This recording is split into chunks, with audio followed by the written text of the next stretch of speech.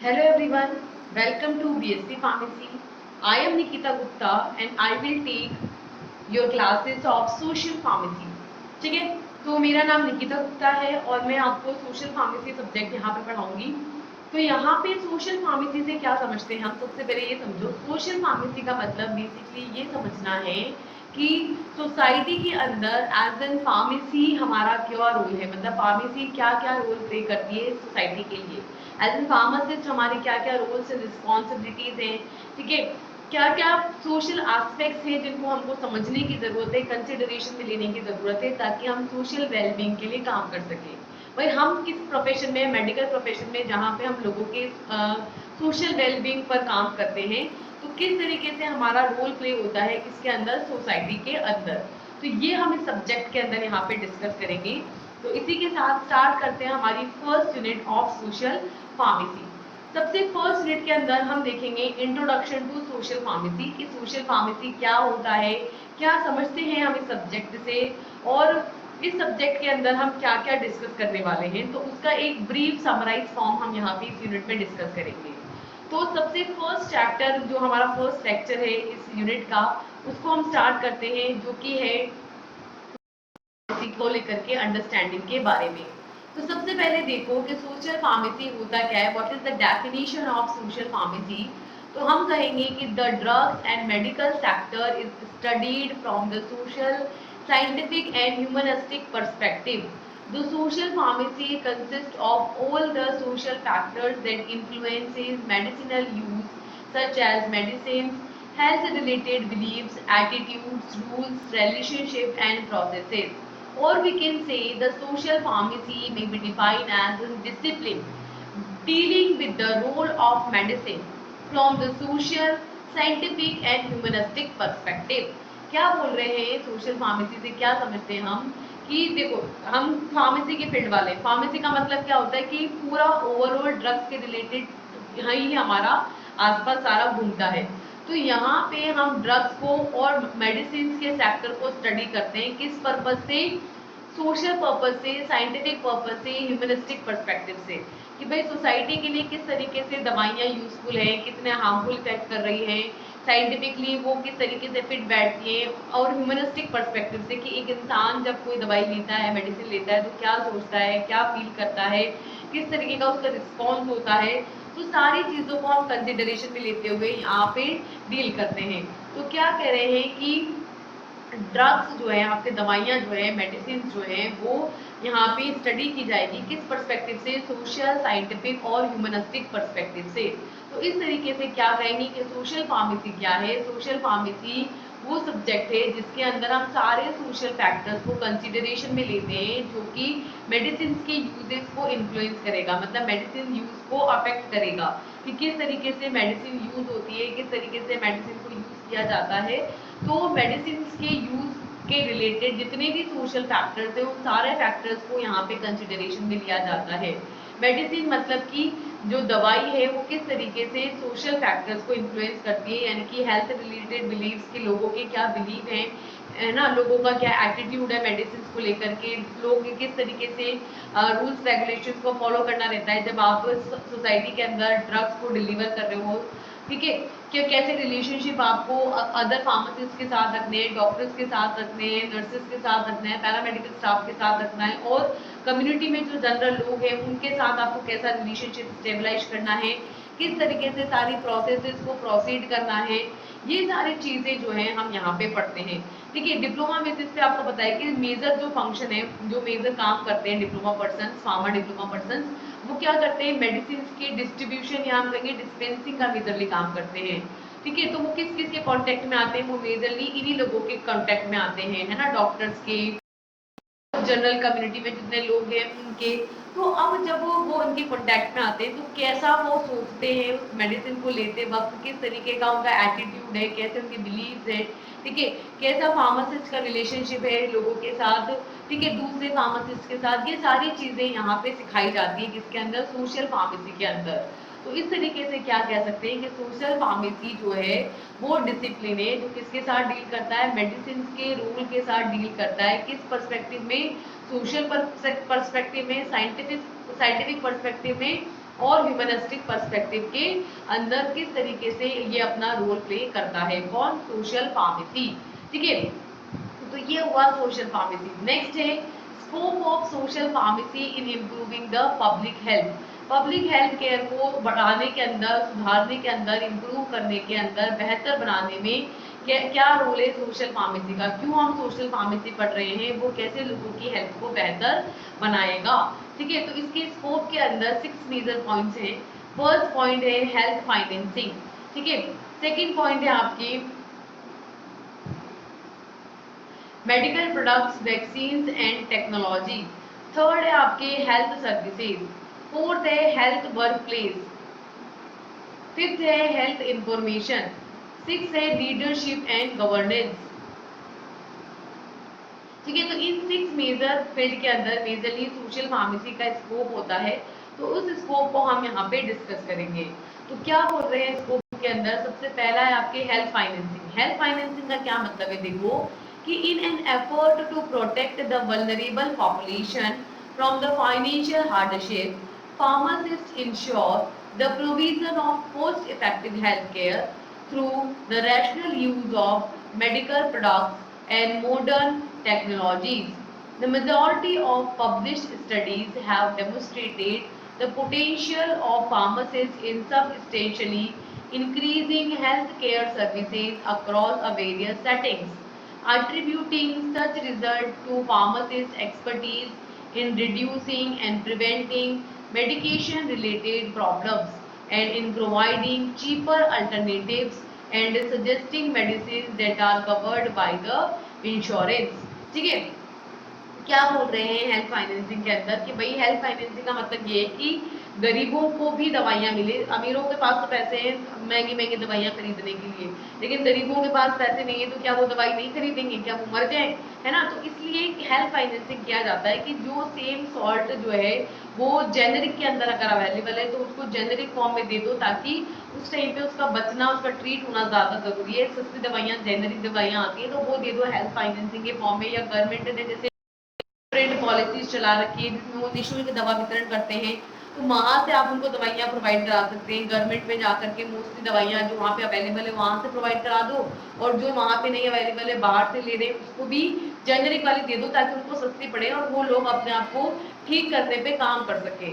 तो इस तरीके से बोल रहे हैं कि इस तरीके से वल्नरेबल पॉपुलेशन को प्रोटेक्ट करने के लिए जो है, किससे? फाइनेंशियल हार्डशिप से प्रोटेक्ट करने के लिए, क्योंकि दवाइयों का खर्चा, हॉस्पिटल का खर्चा, सर्जरीज का या जो भी ट्रीटमेंट का खर्चा है वो काफ़ी महंगा होता है। तो इसलिए फाइनेंशियल हार्डशिप से वल्नरेबल पॉपुलेशन को प्रोटेक्ट करने के लिए फार्मासिस्ट को क्या इंश्योर करना होगा?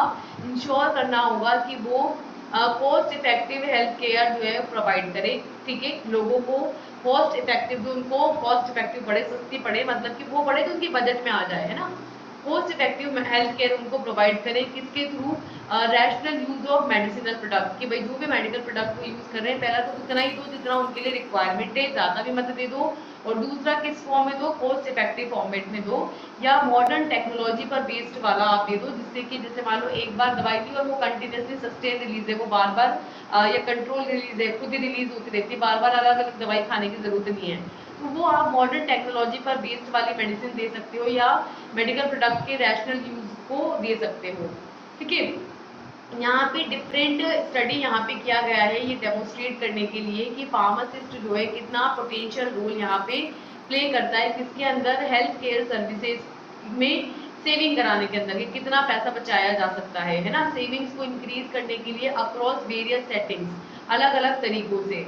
और ये एट्रीब्यूट करते हैं, क्या एट्रीब्यूट करते हैं? कि फार्मासिस्ट के एक्सपर्टीज, कि कितना फार्मासिस्ट एक्सपर्ट है किसके अंदर?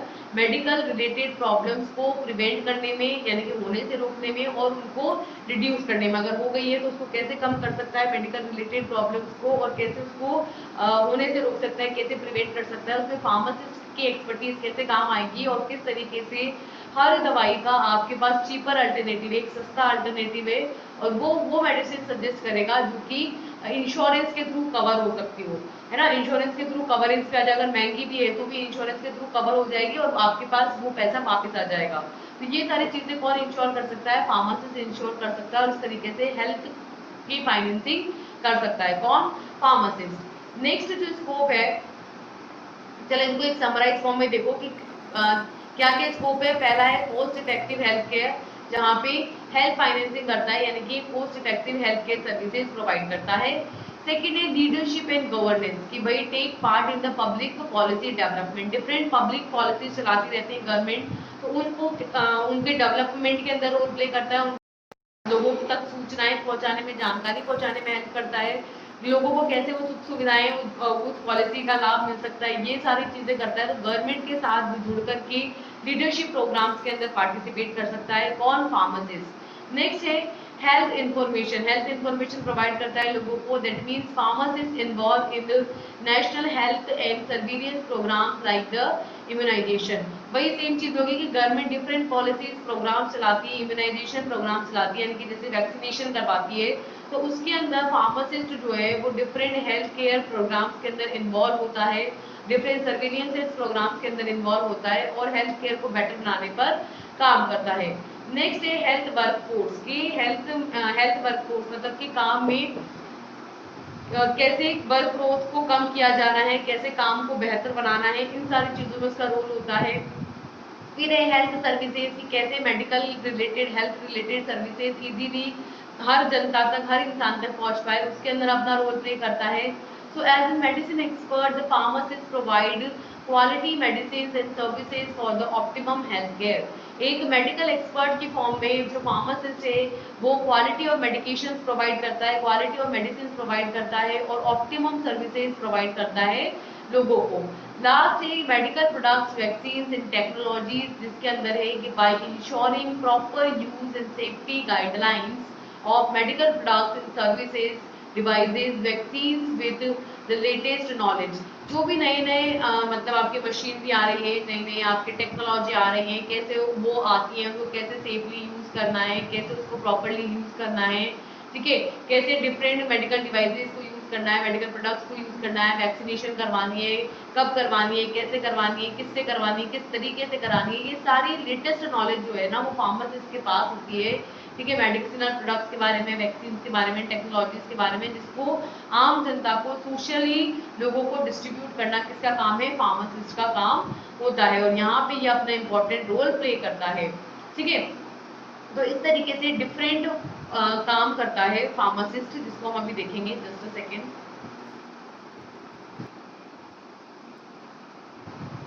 सेकेंड है medical products, vaccine and technology. तो डिफरेंट मेडिकल प्रोडक्ट्स की नॉलेज होती है, वैक्सीन की नॉलेज होती है, टेक्नोलॉजीज की नॉलेज होती है, जो किसको प्रोवाइड कर सकता है, फार्मासिस्ट, आम जनता को, सोशल लोगों को प्रोवाइड कर सकता है।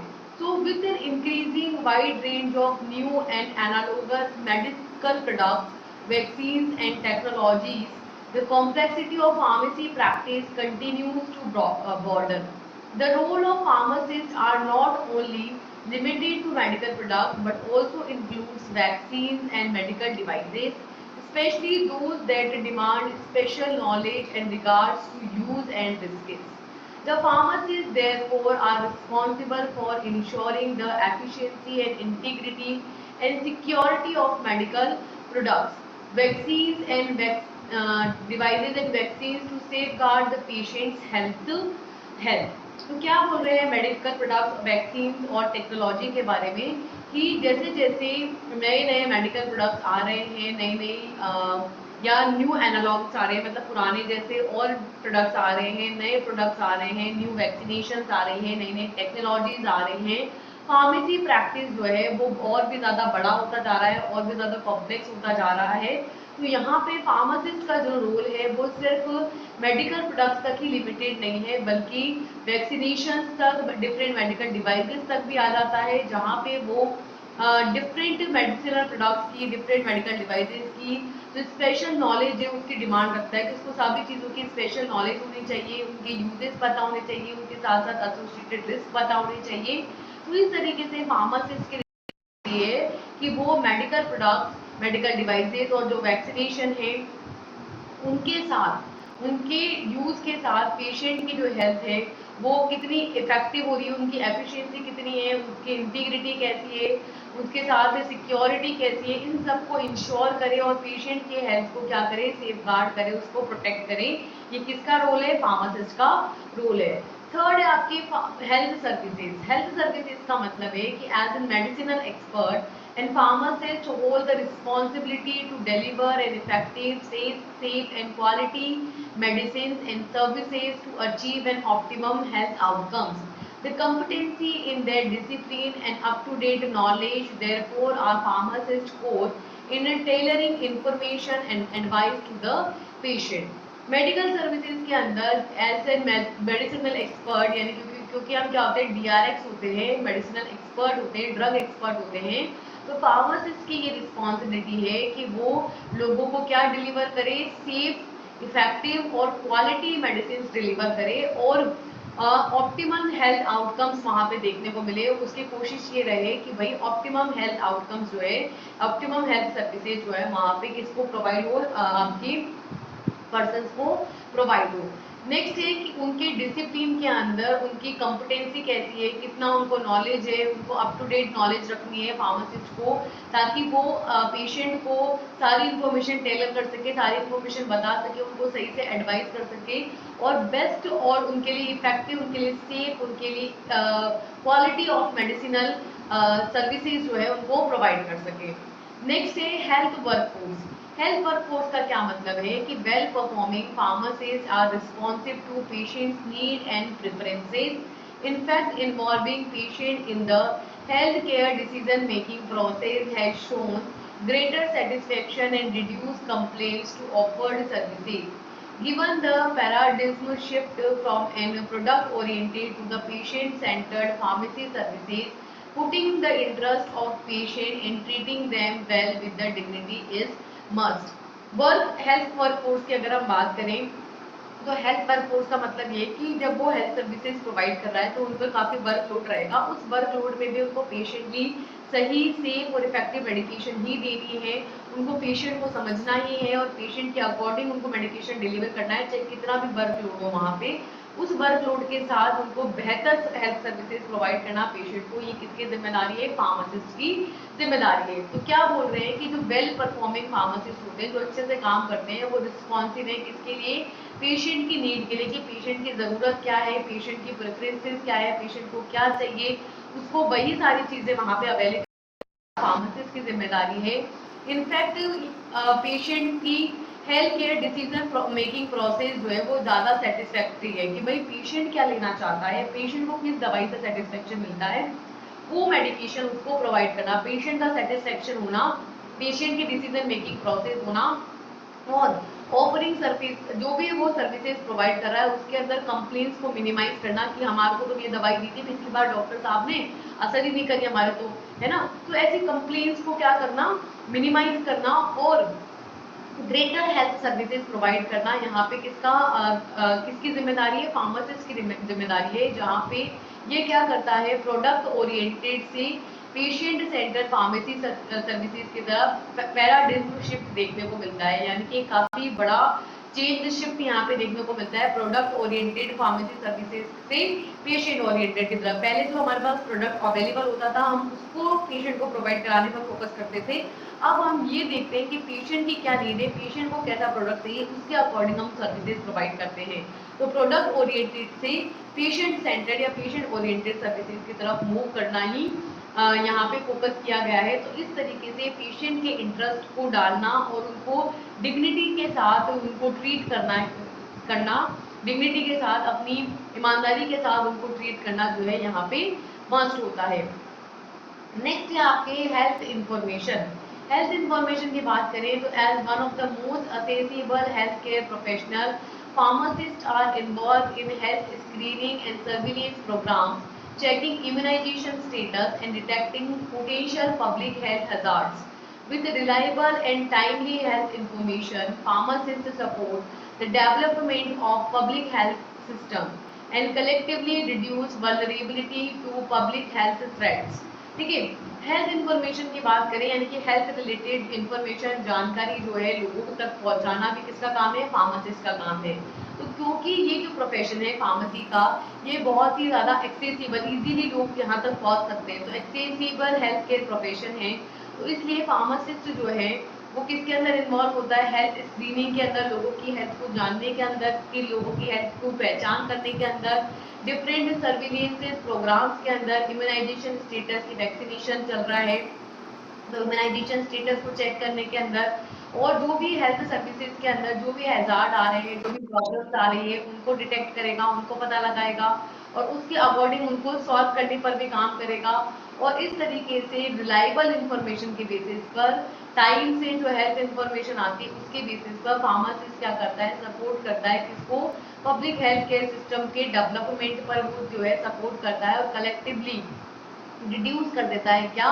पब्लिक वो वल्नरेबिलिटी रिड्यूस कर देता है, मतलब उनकी लोगों को जो डर है किसी भी दवाई को लेकर के, किसी भी जैसे वैक्सीनेशन को लेकर के, कोविड के टाइम पे ये डर बैठा कि नहीं, जो भी वैक्सीन लगा रहे हैं उनको तो बुखार आ रहा है, तो बहुत सारे लोग नहीं लगवा रहे थे। तो फार्मासिस्ट का ये काम है कि वो समझाए लोगों को कि भाई ये जो बुखार आया है ये आपकी बॉडी को बेहतर बनाने के लिए ही आ रहा है, ये इतना हार्मफुल या हैजार्डस नहीं है। तो लोगों की जो भी थ्रेड्स हैं, जो भी डर है, जो भी उनको डाउट्स है, उनको सॉल्व करना और लोगों को एक अच्छी हेल्थ केयर इंफॉर्मेशन प्रोवाइड करना किसका काम है? फार्मासिस्ट का काम है। लास्ट है लीडरशिप एंड गवर्नेंस। लीडर, इसका क्या मतलब है कि pharmacist take part in the public health policy development linking disease prevalence and drug utilization. The pharmacists enable development of effective health policies as well as they allow disease prevention to be placed within a greater extent. In addition, pharmacists contribute to the emergence in terms of designing the response plans and protocols, and they contribute to resource mobilization through the optimization of medication use and distribution. ठीक है।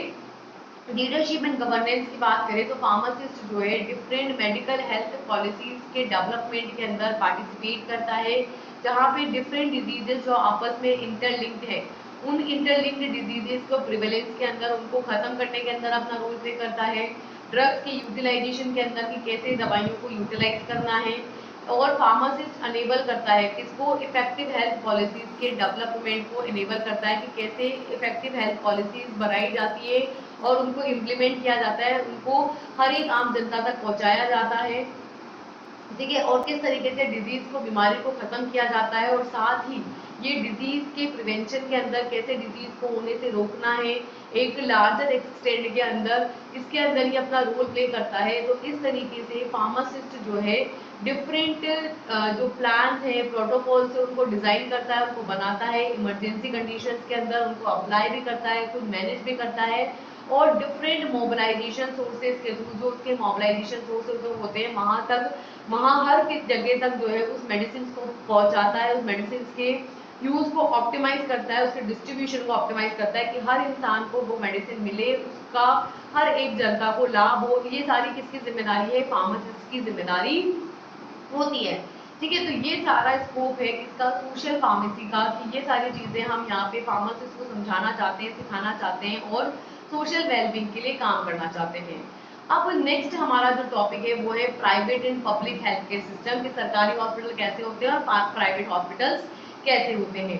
तो next हम देखेंगे private and public health है कि time to time India provide the health care model regarding to the patient care and other manifestations. India health care delivery system is categorized into the two components. First is the private health care system and second is the public health care system. ठीक है। तो time to time India के अंदर health protocols जो हैं, health models जो हैं, वो चेंज हो रहे हैं, और किसके अकॉर्डिंग चेंज हो रहे हैं? पेशेंट की केयर के रिलेटेड, कि पेशेंट कैसे मैनिफेस्ट करता है, कैसे समझता है, कैसे ट्रीट करता है, उसके रिलेटेड ये चेंज हो रहे हैं। तो इंडिया के अंदर हेल्थ डिलीवरी सिस्टम को दो मेजर कंपोनेंट्स में डिवाइड किया गया है। एक तो है आपके प्राइवेट हेल्थ केयर सिस्टम और एक है आपके पब्लिक हेल्थ केयर सिस्टम। पहला अगर हम बात करें प्राइवेट हेल्थ केयर सिस्टम की, जो प्राइवेट हॉस्पिटल्स की बात कर रहे हैं, तो private health care system provides all the facilities regarding to the public health and fulfill the public requirement and pay an appropriate amount of fees. Private health care system के अंदर यानी जो प्राइवेट हॉस्पिटल्स होते हैं उनके अंदर सारी facilities होती है, हर वो फैसिलिटी जो प्राइवेट जो लोगों की हेल्थ केयर के अंदर चाहिए, पब्लिक हेल्थ केयर सिस्टम के लिए चाहिए, वो सारी फैसिलिटीज वहाँ पे अवेलेबल होती है और वो सारी पब्लिक रिक्वायरमेंट को फुलफिल करते हैं कौन, प्राइवेट हॉस्पिटल्स, और उसके बदले में वो एक अप्रोप्रिएट अमाउंट जो है उसको वहाँ पे पे करना होता है, एक अप्रोप्रिएट अमाउंट ऑफ फी पे करनी होती है, उसके बदले में वो आपको ऑप्टिमम सारी फैसिलिटीज, सारी आपकी रिक्वायरमेंट्स को फुलफिल करते हैं। सेकेंड है, in the private system new and improve quality equipment and hygienic system provide to the patient and also provided a proper and council medication by the pharmacist और nurses.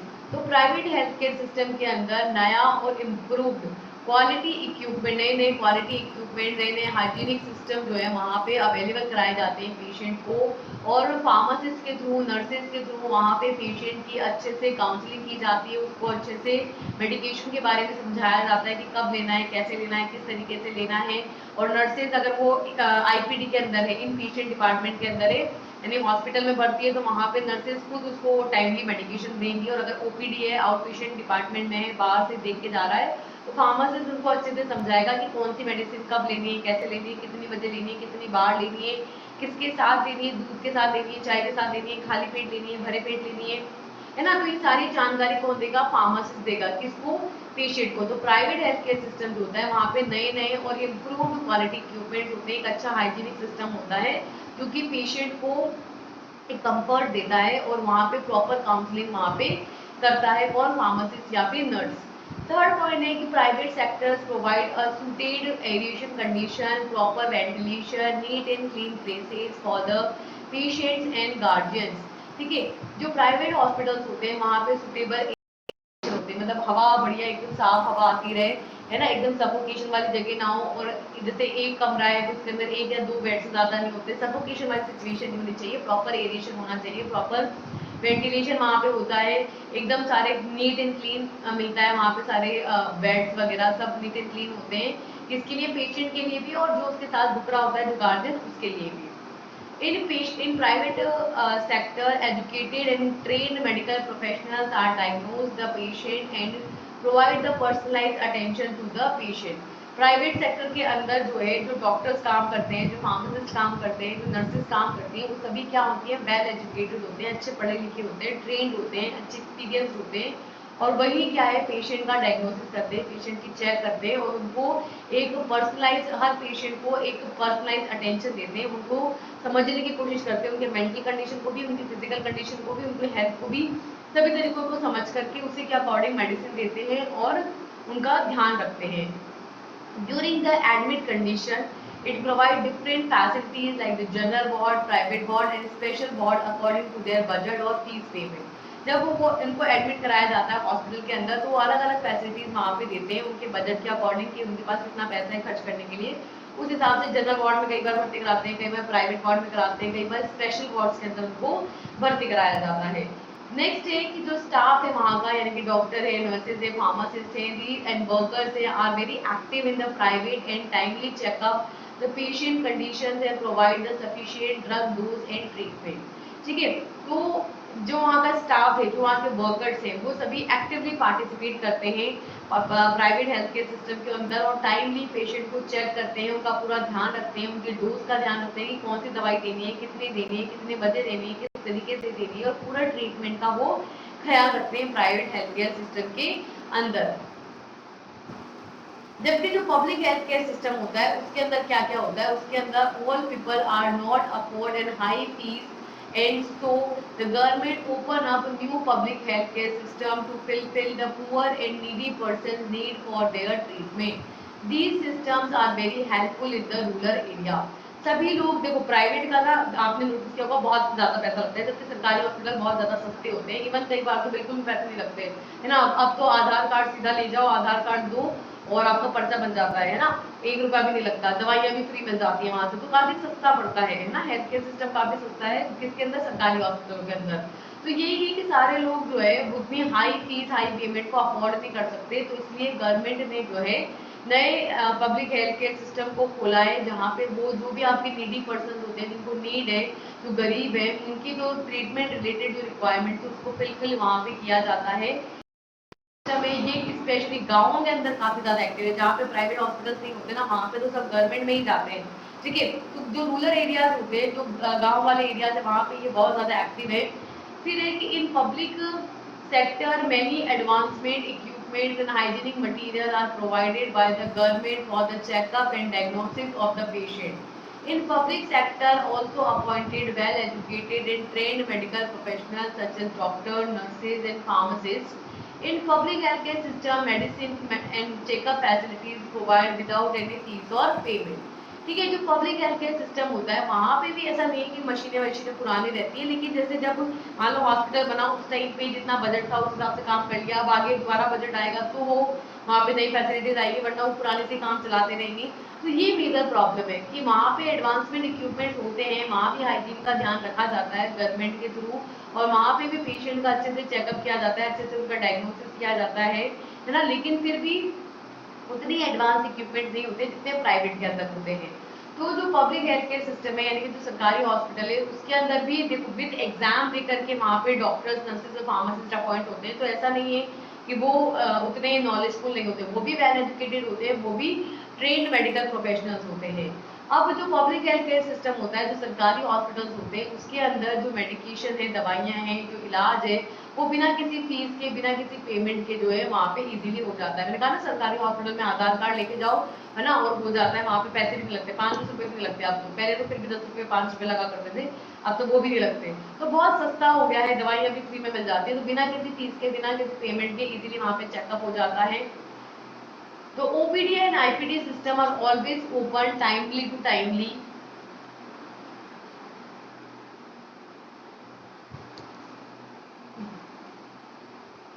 And emergency wards are always open for the curing of patient.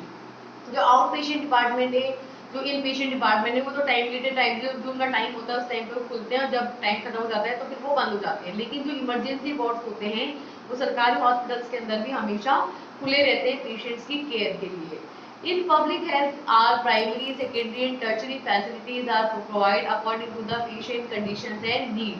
Patient की conditions के according, patient की जो need है, जरूरत है, उसके according जो प्राइवेट हेल्थ केयर सिस्टम है वो 3 टाइप का होता है। प्राइमरी जो प्राथमिक चिकित्सा केंद्र रहता है, सेकेंडरी और टर्शरी फैसिलिटीज जो है पेशेंट को वहाँ पे प्रोवाइड की जाती है।